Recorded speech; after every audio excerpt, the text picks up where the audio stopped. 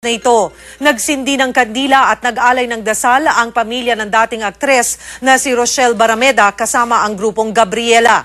Ito'y bilang paggunita sa sanay 28th birthday ng kapatid ni Rochelle na si Ruby Rose. Ayon kay Rochelle, ikinalulungkot nila na matapos ang 3 taon sa Manila Memorial Park nila gugunitain ang kaarawan ng kanyang kapatid. Dahil dito nanawagan si Rochelle sa Department of Justice na madaliin ang pagdinig sa kaso ng pagpatay kay Ruby Rose. Sa Davao City, nabigla ang mga residente ng lamunin ng apoy ang may 100 bahay sa barangay Vicente Duterte kaninang umaga.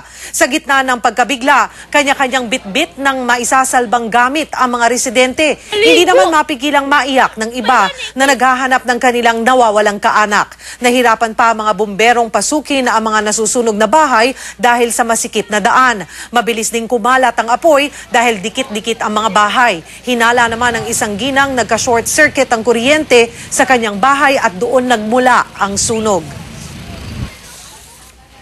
Maging una sa balita, i-text ang alert on sa 2366. Manatiling nakatutok sa ABS-CBN para sa iba pang nagbabagang balita. Magandang gabi.